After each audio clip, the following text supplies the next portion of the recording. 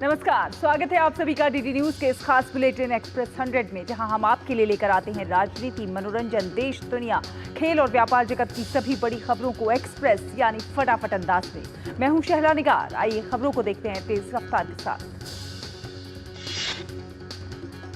जम्मू कश्मीर में 18 सितंबर को पहले चरण का विधानसभा चुनाव है और प्रत्याशियों के नामांकन भरने का है आज आखिरी दिन। जम्मू कश्मीर में चुनाव लड़ रहे सभी राजनीतिक दलों ने इस चरण के लिए अपने उम्मीदवारों की घोषणा कर दी है। इस चरण में अनंतनाग, शोपियां, कुलगाम, रामबन, किश्तवाड़ और डोडा जिलों की 24 विधानसभा सीटों पर मतदान होगा। आज नामांकन दाखिल करने के बाद कल नामांकन पत्रों की होगी जांच। नामांकन वापस लेने की अंतिम तिथि 30 अगस्त है। चुनाव के दूसरे चरण में 26 सीट पर 25 सितंबर को और तीसरे चरण की 40 सीट पर 1 अक्टूबर को वोट डाले जाएंगे, जबकि नतीजे 4 अक्टूबर को आएंगे। कांग्रेस पार्टी ने जम्मू कश्मीर विधानसभा चुनाव के लिए 9 उम्मीदवारों की सूची जारी की है। जम्मू कश्मीर में कांग्रेस और नेशनल कॉन्फ्रेंस के बीच सीटों का बंटवारा हुआ है। कांग्रेस 32 सीट पर तो नेशनल कॉन्फ्रेंस 51 सीटों पर चुनाव लड़ेगी। वहीं जम्मू कश्मीर विधानसभा चुनाव के लिए नेशनल कॉन्फ्रेंस ने 18 उम्मीदवारों की पहली सूची जारी की। नेशनल कॉन्फ्रेंस ने सेवानिवृत्त जस्टिस हुसैन मसूदी को पंपोर, मोहम्मद खलील को बंद को पुलवामा विधानसभा सीट से अपना उम्मीदवार बनाया है। कोलकाता रेप मर्डर केस के खिलाफ पश्चिम बंगाल छात्र समाज संगठन आज राज्य सचिवालय तक मार्च करेगा।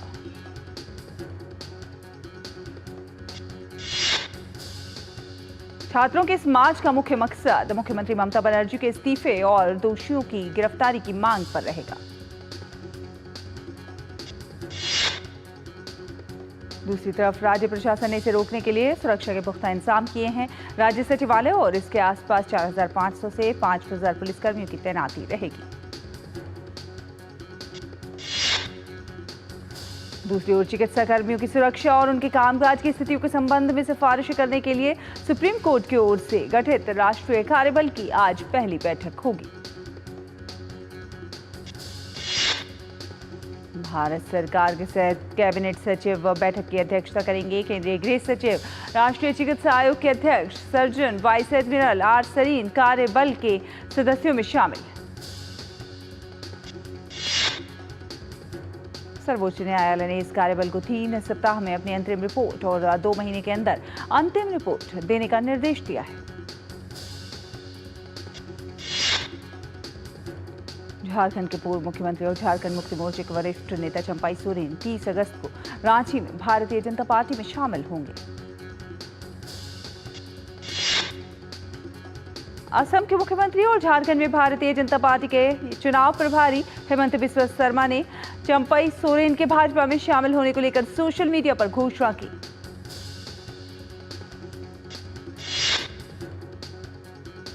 चंपाई सोरेन ने उनके साथ कल नई दिल्ली में केंद्रीय गृह मंत्री अमित शाह से मुलाकात की। हाल ही में चंपाई सोरेन ने झारखंड मुक्ति मोर्चे के नेतृत्व पर उनका अपमान करने का आरोप लगाया था।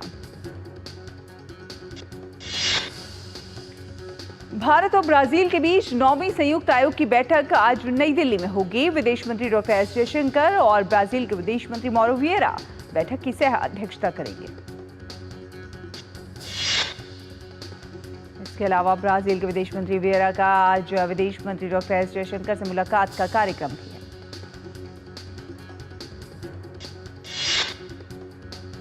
प्रधानमंत्री नरेंद्र मोदी ने अमेरिका के राष्ट्रपति जो बाइडेन से फोन पर बात की है। पीएम मोदी ने अपने एक्स हैंडल पर इस बातचीत की जानकारी दी। पीएम ने कहा कि हमने यूक्रेन की स्थिति सहित विभिन्न क्षेत्रीय और वैश्विक मुद्दों पर विस्तृत विचार विमर्श किया।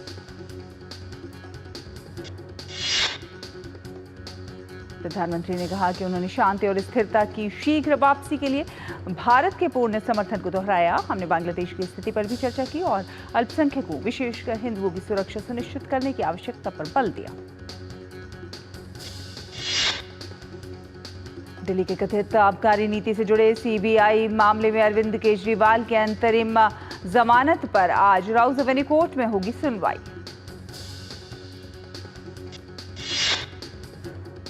पिछली सुनवाई के विशेष न्यायाधीश कावेरी बावेजा ने मामले की तारीख 27 अगस्त तय करते हुए कहा था कि अदालत को उसी दिन केजरीवाल और अन्य के खिलाफ दायर ईडी के पूरक आरोप पत्र पर भी विचार करना है।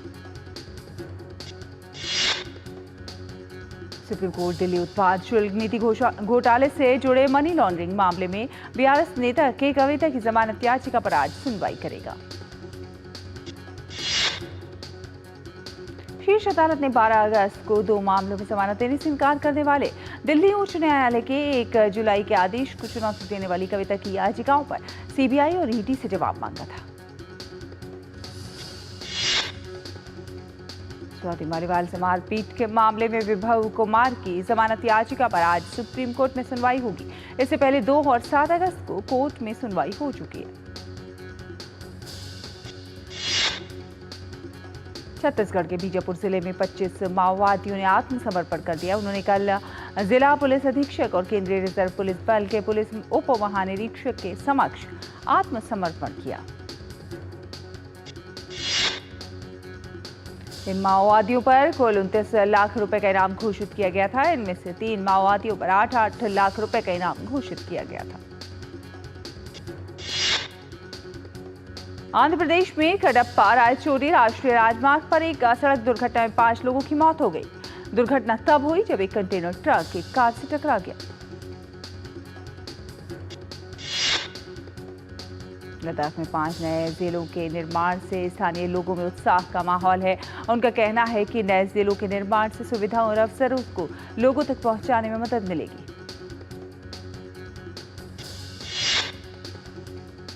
बांग्लादेश के कई राजनीतिक पार्टी और मीडिया संस्थानों द्वारा ये खबरें प्रसारित की जा रही हैं कि भारत ने फरक्का बैराज के गेट खोल दिए हैं, जिसके कारण बांग्लादेश में बाढ़ आ गई।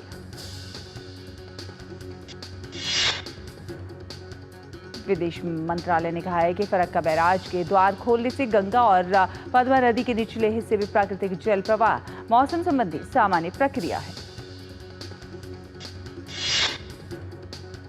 उन्होंने कहा कि फरक्का एक बैराज है, कोई बांध नहीं, और जब भी जल स्तर संग्रहण स्तर तक पहुंचता है तो जो पानी बाहर आ जाता है, उन्होंने कहा कि केवल 40,000 क्यूसेक पानी फरक्का नहर में छोड़ा जाता है। जायसवाल ने कहा कि मंत्रालय ने गलतफहमी पैदा करने वाले फर्जी वीडियो और अफवाहें देखी हैं, जिसे तथ्यों के आधार पर दृढ़ता से खारिज किया जाना चाहिए। मौसम विभाग ने गुजरात, राजस्थान, पश्चिमी मध्य प्रदेश, गोवा, तटीय कर्नाटक, दक्षिण भीतरी कर्नाटक और मध्य महाराष्ट्र के कुछ हिस्सों में अत्यधिक बारिश का रेड अलर्ट जारी किया है। मौसम विभाग ने कहा कि सौराष्ट्र, कच्छ और गुजरात, जम्मू कश्मीर, लद्दाख और पंजाब के कुछ हिस्सों में आज तेज बारिश हो सकती है।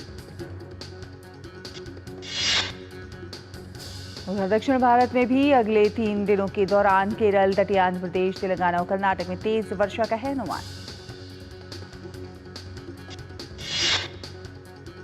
पूर्वी और पूर्वोत्तर भारत में झारखंड, बिहार, ओडिशा, नागालैंड, मणिपुर, मिजोरम, त्रिपुरा, असम, मेघालय और अंडमान और निकोबार द्वीप समूह में अगले 2 दिनों तक तेज बारिश की संभावना व्यक्त की गई है।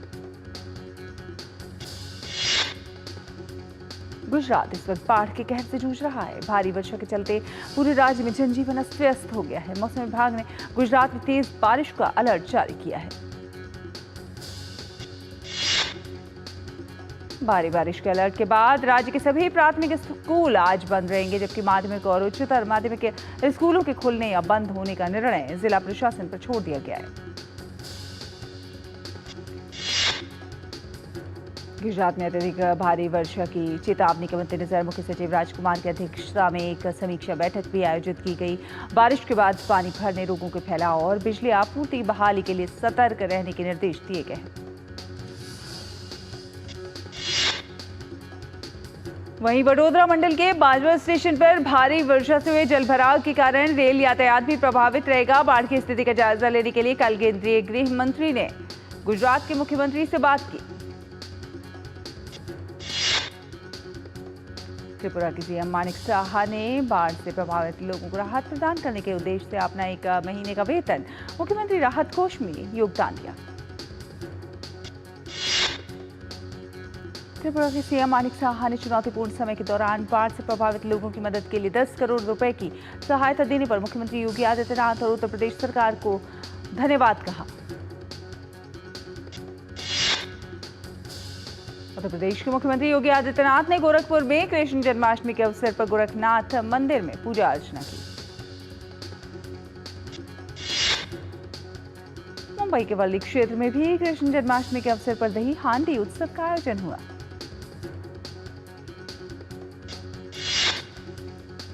राजस्थान के राजसमंद में श्री कृष्ण जन्माष्टमी के अवसर पर नाथद्वारा में श्रीनाथ जी मंदिर में भगवान कृष्ण को 21 तोपों की सलामी दी गई।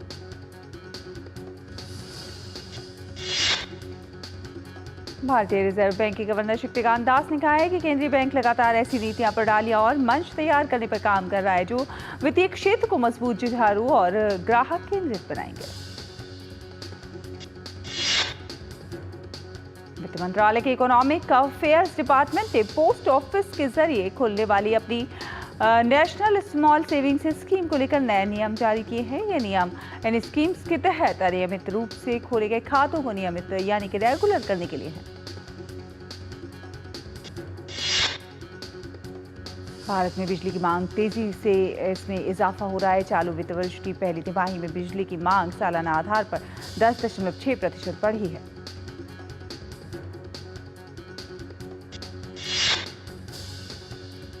भारत हैवी इलेक्ट्रिकल्स लिमिटेड को अडानी पावर और उसकी सहयोगी कंपनी महान अर्जन लिमिटेड से 3 super critical thermal power project स्थापित करने के लिए 11,000 करोड़ रुपए के ऑर्डर दिए गए हैं।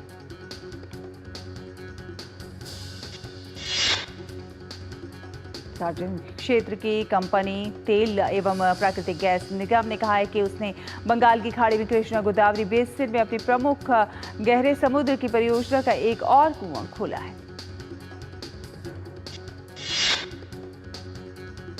फिलहाल एक छोटा सा ब्रेक के उस पार खबरों का सफर जारी रहेगा। देखते रहिए एक्सप्रेस 100। बात जब पीढ़ियों के लिए बनने वाले घर की हो तो जिम्मेदारी बड़ी हो जाती है। गैलेंट समझता है ये जिम्मेदारी। अब डबल एम रिब्स के साथ गैलेंट एडवांस TMT रीबार निर्माण का रियल हीरो। सुरक्षा की गारंटी हर चीज में जरूरी है, चाहे वो मुश्किल स्टंट हो या अच्छी फसल। इसीलिए ले आइए IIL के ट्रैक्टर ब्रांड का शिनबार, जो देता है सुंडी और ट्रिप से सुरक्षा की गारंटी। भारत में सालाना हजारों लोग हाथी पांव नाम की बीमारी की चपेट में आकर जीवन भर के लिए अपाहिज हो जाते हैं। हाथी पांव एक मच्छर के काटने से फैलता है। हाथी पांव का कोई इलाज नहीं है। साल में सिर्फ एक बार सरकार द्वारा दी हुई मुफ्त दवाएं खाएं और इस बीमारी से अपने आप को और अपने परिवार को बचाएं। 10 अगस्त को हाथी पांव से बचाव की दवा अवश्य खाएं। अपने आप को और अपने परिवार को इस दर्दनाक बीमारी से बचाएं। भारत सरकार द्वारा जनहित में जारी। के बाद स्वागत है एक्सप्रेस 100 देख रहे हैं आप। रुक करेंगे कुछ अन्य खबरों का। भारतीय रिजर्व बैंक वित्तीय सेवाओं के डिजिटलीकरण की सफलता से उत्साहित होकर विशेष रूप से छोटे और ग्रामीण क्षेत्र के लोगों के लिए ऋण का सहज प्रवाह सुनिश्चित करने के लिए एकीकृत ऋण मंच लाने जा रहा है। बेंगलुरु में घरों की कीमतें 2020 के बाद से सबसे अधिक 90% बढ़ी हैं, जबकि दिल्ली NCR में द्वारका एक्सप्रेसवे 79% मूल्य वृद्धि के साथ चौथे स्थान पर है। फोन पे ग्रुप फाइनेंशियल ईयर 2024 में प्रॉफिटेबल हो गई है। कंपनी ने फाइनेंशियल ईयर 24 के लिए 197 करोड़ रुपए का एडजस्टेड प्रॉफिट आफ्टर टैक्स दर्ज किया है।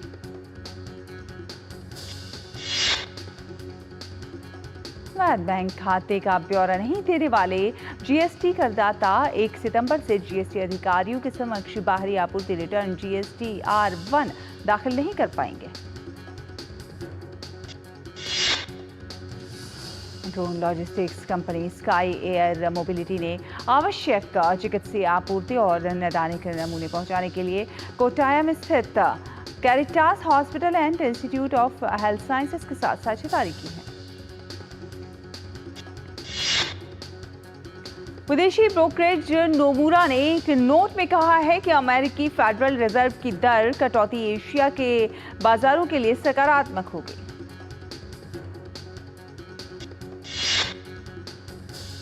टाटा ग्रुप की होल्डिंग कंपनी टाटा सन्स ने शेयर बाजार में अपनी अनिवार्य लिस्टिंग को टालने की कवायद शुरू कर दी है।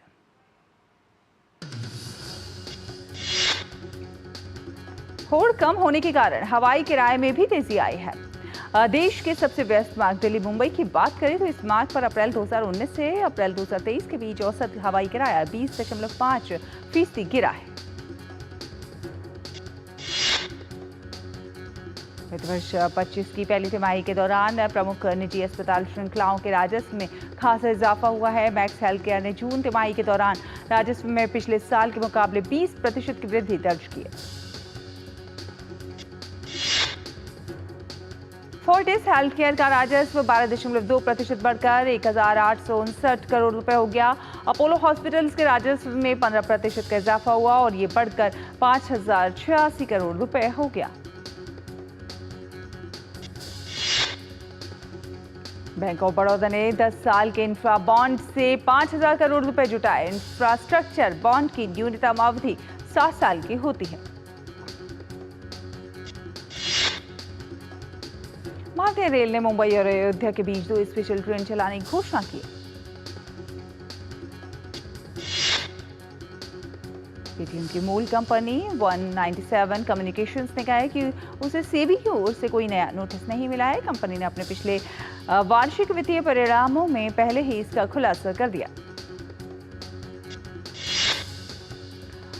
भारत और सिंगापुर के मंत्रियों की दूसरी गोलमेज बैठक सिंगापुर में हुई। बैठक के दौरान भारत और सिंगापुर के नेताओं ने दोनों देशों के बीच उभरते हुए भावी क्षेत्रों में सहयोग बढ़ाने के तौर तरीकों पर विचार किया। दोनों देशों ने 6 प्रमुख क्षेत्रों में सहयोग पर चर्चा की। इसमें डिजिटलीकरण, कौशल विकास, स्वास्थ्य देखभाल और चिकित्सा सतत विकास, साथ ही साथ अत्याधुनिक विनिर्माण और संपर्क सुविधाएं शामिल हैं।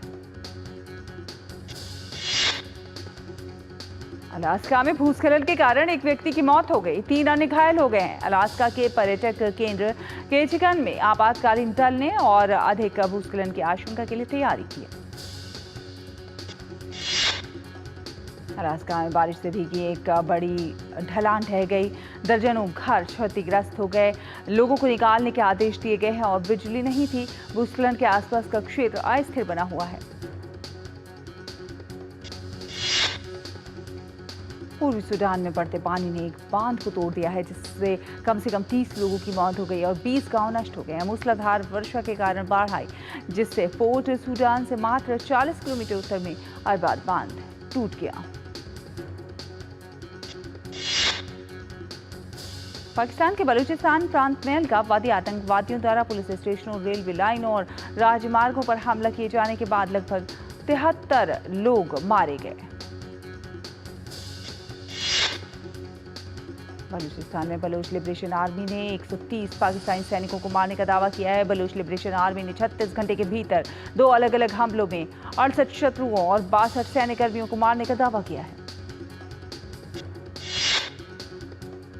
बांग्लादेश में लगातार मानसूनी बारिश और नदियों के उफान के कारण आई विनाशकारी बाढ़ से मरने वालों की संख्या बढ़कर 23 हो गई।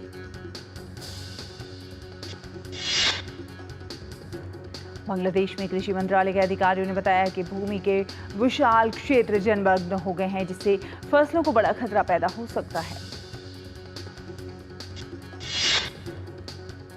राजनीतिक अस्थिरता का सामना कर रहे वियतनाम में अब 3 उप प्रधानमंत्रियों के साथ 2 नए मंत्रियों की नियुक्ति की गई है। इन पदों की पर नियुक्ति पिछले नेताओं के इस्तीफे के बाद की गई है। सांता क्रूज के पूर्वी राज्य में जंगल की आग के कारण बोलीविया के लोगों को निकालने में फायर ब्रिगेड ने मदद की। जंगल की आग ने बहुत अधिक क्षेत्र को नष्ट कर दिया। रूस ने यूक्रेन पर 200 से अधिक मिसाइलों और ड्रोन से हमला किया, जिसमें 7 लोग मारे गए। कीव के कुछ हिस्सों में सहित कई क्षेत्रों में बिजली कटौती और पानी की आपूर्ति बाधित। आईसीसी ने आगामी महिला टी20 विश्व कप 2024 के शेड्यूल की घोषणा कर दी है। टूर्नामेंट की शुरुआत 3 अक्टूबर से होगी। महिला टी20 विश्व कप के सभी मुकाबले दुबई और शारजा में खेले जाएंगे। भारतीय टीम अपने अभियान की शुरुआत 4 अक्टूबर को न्यूजीलैंड के खिलाफ करेगी। महिला टी20 विश्व कप में कुल 10 टीमें हिस्सा लेंगी। इन्हें 2 ग्रुपों में बांटा गया है। भारत को ऑस्ट्रेलिया, न्यूजीलैंड, पाकिस्तान और श्रीलंका के साथ ग्रुप ए में जगह मिली है। बीसीसीआई सचिव जय शाह ने घरेलू टूर्नामेंट में पुरुष और महिला क्रिकेटरों को प्लेयर ऑफ द मैच और प्लेयर ऑफ द टूर्नामेंट के रूप में पुरस्कार राशि देने की घोषणा की है।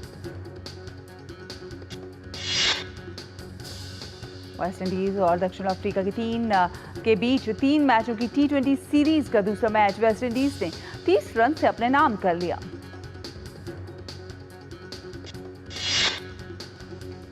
North east United football club ने डूरंट कप के फाइनल में जगह बना ली। सोमवार को खेले गए रोमांचक मुकाबले में नॉर्थ ईस्ट यूनाइटेड ने शिलोंग लाजोंग को 3-0 के अंतर से हराकर फाइनल में प्रवेश किया। ये पहली बार है जब नॉर्थ ईस्ट यूनाइटेड ने डूरंट कप के फाइनल में पहुंचा है। इस मुकाबले में नॉर्थ ईस्ट की ओर से 13वें, 33वें और फुल टाइम के बाद मिले अतिरिक्त समय में गोल हुए।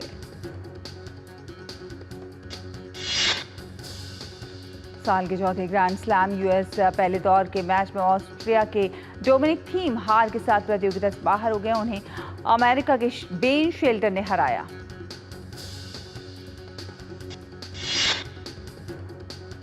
यूएस ओपन में भारत की सुमित नागल का सफर पहले ही दौर में हार के साथ समाप्त हो गया। सुमित को डच खिलाड़ी टैलन ग्रीक्सपूर ने 6-1, 6-3, 7-6 के अंतर से हराया।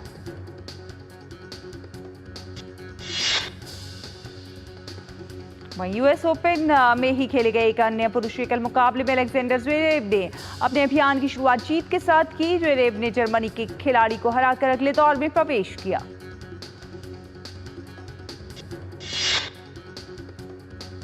अमेरिकी टेनिस खिलाड़ी टेलर फ्रिट्ज ने यूएस ओपन में पहले दौर की बाधा पार कर ली है। पहले दौर में टेलर फ्रिट्ज ने अमेरिका के कैमिलो ओगो को हराकर दूसरे दौर में प्रवेश किया। यूएस ओपन के पुरुष एकल के पहले दौर में जीत दर्ज करते हुए रूस के आंद्रे रूबलेव ने अगले दौर में प्रवेश कर लिया। प्रतियोगिता के पहले दौर में रूबलेव ने ब्राजील के खिलाड़ी को हराया।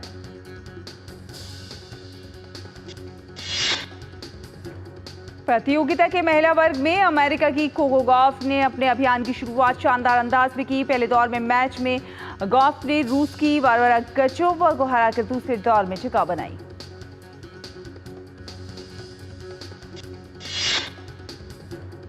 यूक्रेन की अलीना स्वितोलिना ने यूएस ओपन के महिला एकल स्पर्धा के दूसरे दौर में प्रवेश कर लिया है। प्रतियोगिता के पहले दौर में स्वितोलिना ने अर्जेंटीना की मारिया लांडेस को हराया।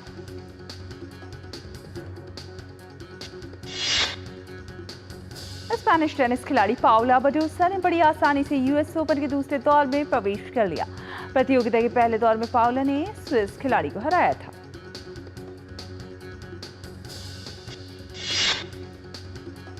सुनील शेट्टी की एक्शन थ्रिलर सीरीज हंटर के दूसरे सीजन की शुरुआत हो गई है।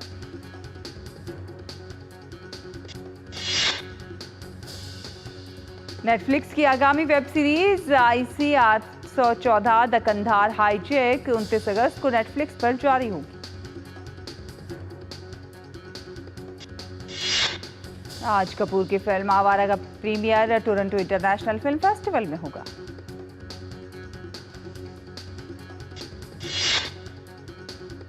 कंगना रनौत की आगामी फिल्म इमरजेंसी का पहला गाना सिंहासन खाली करो रिलीज कर दिया गया है।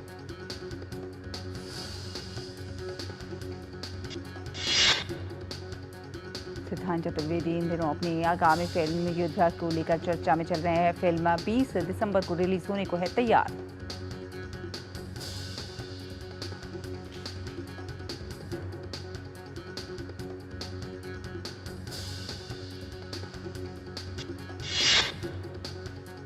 आलिया भट्ट और शर्वरी बाग अपनी फिल्म अल्फा में स्पाई के किरदार में नजर आएंगे। फिल्म में दोनों का जबरदस्त एक्शन भी आपको देखने को मिलेगा।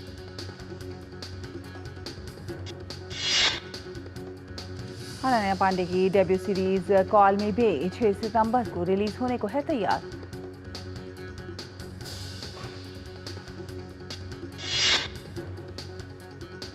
राजपाल यादव और वर्षा से अभिनीत फिल्म पड़ गए पंगे 30 अगस्त को देश भर के सिनेमाघरों में रिलीज होगी।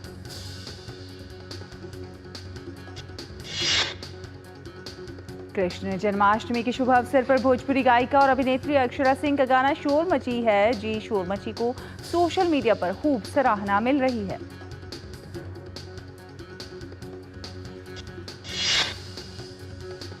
सलमान खान अपनी आगामी फिल्म सिकंदर की तैयारियों में जुट गए हैं। रिपोर्ट्स की माने तो सलमान खान सिकंदर के लिए 45 दिन का मैराथन शेड्यूल शुरू करने वाले हैं।